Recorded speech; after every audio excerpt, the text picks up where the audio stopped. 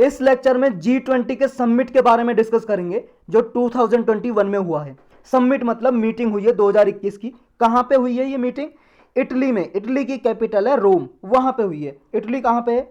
ये है भाई साहब वर्ल्ड मैप, ये देख रहे हो आप यूरोप का मैप। ये इटली वॉयलेट कलर का, यहाँ की एक रोम सिटी भी है, कैपिटल है, राजधानी इटली की। वहां पे ये मीटिंग हुई है, समिट हुआ है G20 का। तो G20 है क्या, इसके बारे में भी ब्रीफली डिस्कस करेंगे। और इस मीटिंग में क्या क्या आउटकम निकली ये देखेंगे, और इसका ऑब्जेक्टिव क्या है समिट का। देखो इसमें ग्रुप ऑफ 20 कंट्रीज हैं, मेनली 19 कंट्रीज हैं प्लस एक यूरोपियन यूनियन है। तो ये मिला के बोलते हैं 20 कंट्रीज का एक ग्रुप है ये देखो थ्री क्वार्टर से ज़्यादा, यानी कि 3/4 से ज़्यादा पूरे वर्ल्ड के जो ग्रीन हाउस गैस इमिशन होता है उससे ज़्यादा ये कंट्री इमिशन करते हैं। 3/4 से ज़्यादा जितना कार्बन इमिशन होता है, ग्रीन हाउस गैस का इमिशन होता है, उससे ज़्यादा ये 20 कंट्री इमिशन करते हैं। तो इन्होंने इस मीटिंग में यही इस बात पे चर्चा की कि जो ग्रीन हाउस गैस है, इमिशन है, उसको कैसे रिड्यूस किया जाए और जो पुअर कंट्रीज हैं उनकी कैसे सहायता की जाए, ये इसमें डिस्कस किया। मेन आउटकम क्या निकले इस मीटिंग की, क्या रिजल्ट निकला इसका? देखो ये इन्होंने कमिटमेंट किया कि जो पेरिस एग्रीमेंट है उसका गोल है कि 1.5 डिग्री सेल्सियस से ज़्यादा नहीं होने देना है पूरा global temperature pre industrial level से। प्री इंडस्ट्रियल लेवल आप सब लोग जानते हो, जब फर्स्ट इंडस्ट्रियल रिवॉल्यूशन स्टार्ट हुई थी ब्रिटेन से लगभग 1760 के लगभग, ज़्यादा से ज़्यादा मॉडर्न लाइन पे कंपनियां बनानी शुरू करी, फैक्ट्रीज, जिनकी वजह से धुआं निकलता था, कार्बन इमिशन होता था, पॉल्यूशन होता था, ग्रीन हाउस गैस निकलती थी। इसकी वजह से एनवायरनमेंट में नुकसान हुआ, ग्लोबल वार्मिंग हुई ग्रीन हाउस गैस निकलने से। ग्रीन हाउस गैस आप सब लोग जानते हो, CO2, CH4, carbon dioxide, methane, water vapour, ये आपका हाइड्रोफ्लोरोकार्बन हो गया, और आपका नाइट्रस ऑक्साइड हो गया, ये सब ग्रीन हाउस गैस हैं। इनको ग्रीन हाउस गैस इसलिए बोलते हैं क्योंकि इनके पास कैपेसिटी है टू एब्जॉर्ब द हीट को, ऊष्मा को सोखने की इनके पास क्षमता है, कैपेसिटी है, इसलिए ग्रीन हाउस गैस बोलते हैं। तो इनको रिड्यूस करने के लिए जो पेरिस डील में रखा गया था कि ग्रीन हाउस गैस का रिडक्शन करेंगे। पेरिस डील क्या है? देखो UNFCCC एक डॉक्यूमेंट है जो अर्थ समिट से आया था। अर्थ समिट हुआ था 1992 में, 1992 में ब्राजील की एक सिटी है रियो डी जनेरियो में, वहां पे हुआ था। तो इसमें कई सारे डॉक्यूमेंट निकल के आए, उसमें UNFCCC भी आया। इसे एक ऑर्गेनाइजेशन भी बोल सकते हो क्योंकि इसकी हर साल मीटिंग होती है जिसको बोलते हैं कॉन्फ्रेंस ऑफ पार्टीज। तो इसकी 21वीं मीटिंग हुई COP21 पेरिस में 2015 में हुई। फ्रांस की कैपिटल है पेरिस। वहां पे कुछ टारगेट रखे थे कि ग्रीन हाउस गैस को रिड्यूस करना। उसके टारगेट अपने आप कंट्री ने अपने आप चुने थे कि हमें इतना रिड्यूस करना, हमें इतना करना, हमें इतना करना है। इंडिया ने जो रखा था वो कहा था 33 से लेकर 35% तक हम रिड्यूस करेंगे कार्बन इमिशन। जो हमने 2005 में जितना इमिशन किया था उसके लेवल से हम ये रिड्यूस कर देंगे 33 से लेकर 35% तक 2030 आते आते। तो जो टारगेट है ये अचीव करने, ये कमिटमेंट किया पहला इसमें G20 की मीटिंग में। दूसरा क्या कहा?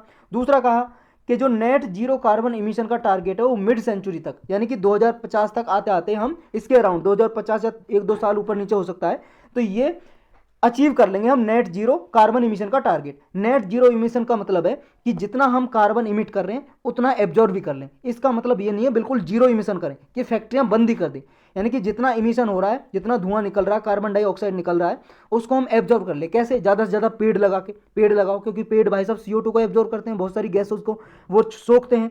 या कोई और टेक्नोलॉजी लगाओ, स्मोक टावर लगाओ, या कोई नई टेक्नोलॉजी डेवलप करो।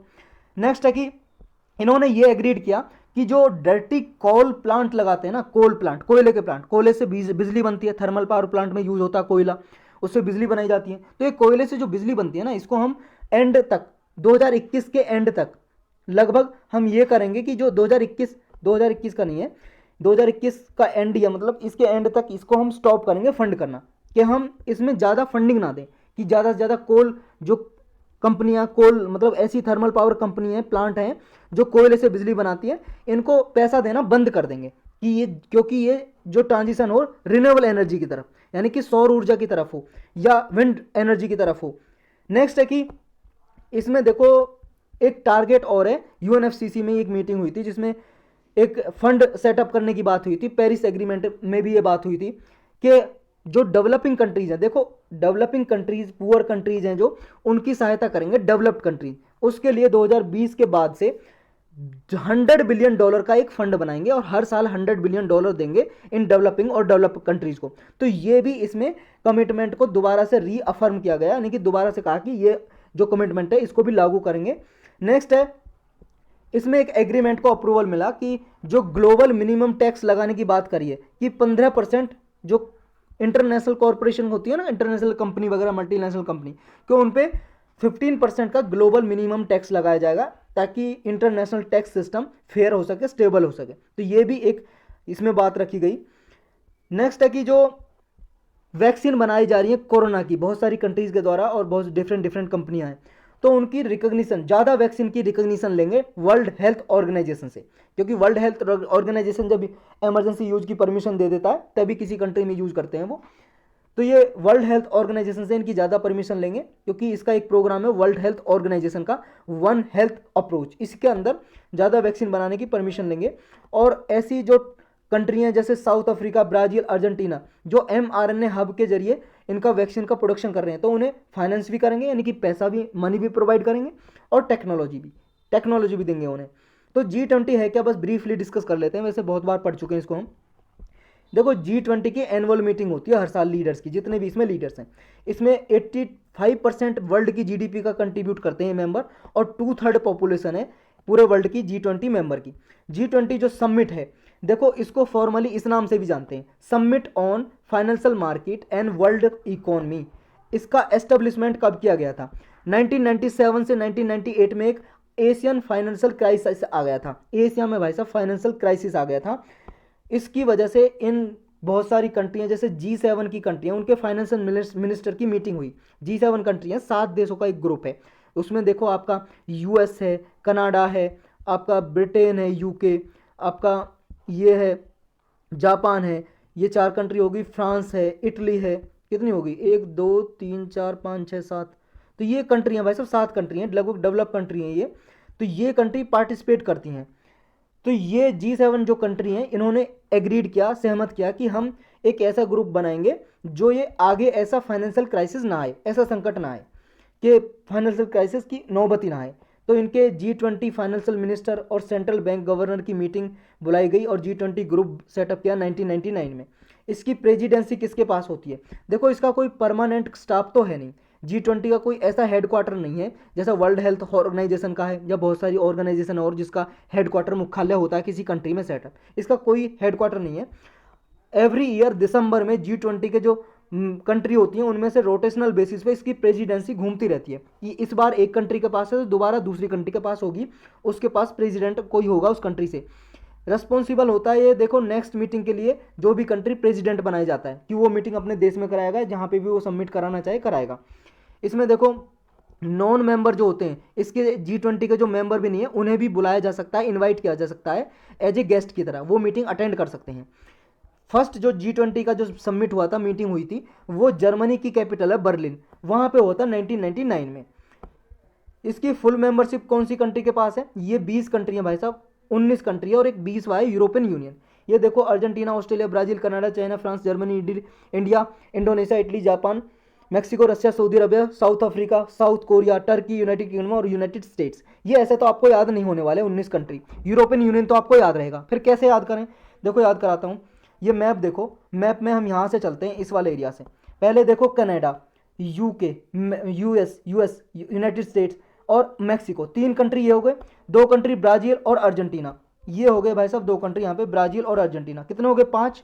4 कंट्री यूरोप में आ जाओ, United kingdom, France, Germany, Italy, कितने हो गए? 4 और 5 9, एक 10वां हो गया साउथ अफ्रीका, अफ्रीका में सिर्फ एक ही कंट्री है साउथ अफ्रीका, 10 हो गए।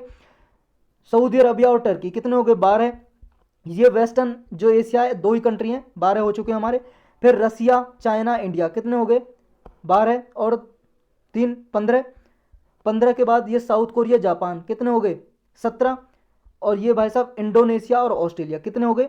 19। और एक यूरोपियन यूनियन। तो ये मैप पे आप देखो, जब भी कोई ऐसे ग्रुप के कंट्री याद करने हो तो ऐसे याद करना है। 2019 में ये पूछ लिया था कि G20 के मेंबर की लिस्ट दी हुई थी 4 कंट्रीज की, 4 ऑप्शन में 4 अलग, तो आपको बताना था कौन से इसके मेंबर हैं। तो ऐसे भी पूछा जा सकता है आगे भी क्वेश्चन। अब नेक्स्ट क्या है इसमें? नेक्स्ट ये है कि जो G20 की रिलेवेंस आज के टाइम में क्या है, जो चेंजिंग टाइम हो रहा है। देखो G20 जब बनाया था तो इसलिए बनाया था कि ट्रेड बढ़े, को ऐसा कोई एशियन जैसे फाइनेंशियल क्राइसिस आया था, ऐसा कोई ना आए दोबारा। मैक्रो इकोनॉमी को प्रमोट करने के लिए, ट्रेड को प्रमोट करने के लिए, जो भी ग्लोबल इश्यूज़ हैं तो उनके लिए। लेकिन आज भी देखो ऐसे इशू हैं जिन पे G20 चर्चा करता है, जैसे डेवलपमेंट, एक दूसरी कंट्री में डेवलपमेंट को बढ़ाना है, क्लाइमेट चेंज से डील करने के लिए, एनर्जी के लिए, क्लीन एनर्जी के लिए, हेल्थ के लिए, काउंटर टेररिज्म, आतंकवाद को खत्म करने के लिए, माइग्रेशन और रिफ्यूजी जैसा इशू तो भाई साहब रहता ही है, एक दूसरी कंट्री से लोग माइग्रेट करते रहते हैं। तो उन इशू को सॉल्व करने के लिए, रिजॉल्व करने के लिए आज भी G20 की जो इंपॉर्टेंस है वो खत्म नहीं हुई है। और दूसरा ये है, G20 ये रियलाइज करता है कि इंक्लूसिव और सस्टेनेबल वर्ल्ड बने हमारा। इंक्लूसिव का मतलब है कि जब भी कोई ग्रोथ हो इकोनॉमी में, ऐसा नहीं है सिर्फ कुछ लोगों को उसका फायदा हो, सारे लोगों को, पुअर से poor, poorest of the poor people को भी फायदा हो, वो है इंक्लूसिव। और सस्टेनेबल मतलब ऐसा नहीं है कि सिर्फ ग्रोथ एक टाइम के लिए हो, यानी आगे भी फ्यूचर में भी ग्रोथ होती रहे और रिसोर्सेज को सस्टेनेबल तरीके से यूज किया जाए। तो यही है बस इसमें